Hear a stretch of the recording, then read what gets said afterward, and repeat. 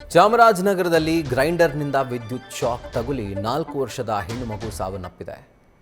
ತಮ್ಮ ಹಾಗೂ ಆನಂದ್ ದಂಪತಿಯ 4 ವರ್ಷದ ಹೆಣ್ಣು ಮಗು ಅದ್ವಿತಾ ಗ್ರೈಂಡರ್ನ ಶಾಕ್ನಿಂದ ಸಾವನ್ನಪ್ಪಿರುವಂಥದ್ದು. ಚಾಮರಾಜನಗರದ ಗುಂಡ್ಲುಪೇಟೆ ತಾಲೂಕಿನ ಕಲಿಗೌಡನಹಳ್ಳಿಯಲ್ಲಿ ನಡೆದಿರುವಂತಹ ದಾರುಣ ಘಟನೆ ಇದು.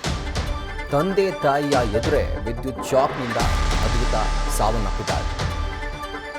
ಇವ್ರದ್ದು ಬಂಡೀಪುರದ ಕಾಡಂಚಿನ ಗ್ರಾಮ ಕಲಿಗೌಡನಹಳ್ಳಿಯನ್ನು. ಅಲ್ಲಿ ವಿದ್ಯುತ್ ಅವಘಡ ಸಂಭವಿಸಿ ಅಂದರೆ ಶಾಕ್ ತಗುಲಿ ಮಗು ಸಾವನ್ನಪ್ಪಿದೆ. ಕಣ್ಣೆದುರೇ ಹೆತ್ತ ಕಂದಮ್ಮ ಸಾವನ್ನಪ್ಪುತ್ತೆ ಅಂತಂದರೆ ಯಾವ ತಂದೆ ತಾಯಿಗೆ ಅದನ್ನು ಅರಗಿಸ್ಕೊಳ್ಳೋಕೆ ಶಕ್ತಿ ಇದೆ ಹೇಳಿ? ಪುಟ್ಟಮ್ಮ ಹಾಗೂ ಆನಂದ್ ಅವರ ಮಗಳು ಅದ್ವಿತಾ 4 ವರ್ಷದ ಪುಟ್ಟ ಕಂದಮ್ಮ ಗ್ರೈಂಡರ್ನಿಂದ ವಿದ್ಯುತ್ ಶಾಕ್ ತಗುಲಿ ಈಗ ಏಕೆ ಸಾವನ್ನಪ್ಪಿದ್ದಾಳೆ. ಮತ್ತೊಂದು ಕಡೆಯಲ್ಲಿ ಕರುಳ ಕುಡಿಯನ್ನು ಕಳ್ಕೊಂಡಿರುವಂತಹ ಪೋಷಕರ ಆಕ್ರಂದನ ಮುಗಿಲು ಮುಟ್ಟಿದೆ. ಬಂಡೀಪುರದ ಕಾಡಂಚಿನ ಗ್ರಾಮ ಇವ್ರದ್ದು, ಕಲಿಗೌಡನಹಳ್ಳಿ ಅಂತ. ಅಲ್ಲಿ ನಡೆದಿರುವಂಥ ಒಂದು ದಾರುಣ ಘಟನೆ, ಮನಕಲಕುವ ಘಟನೆ.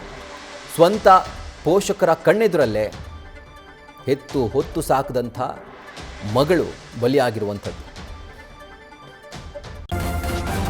ನ್ಯೂಸ್ ಫಸ್ಟ್ ನಿರ್ಭೀತಿಯಿಂದ ನಿಮ್ಮ ಪರವಾಗಿ.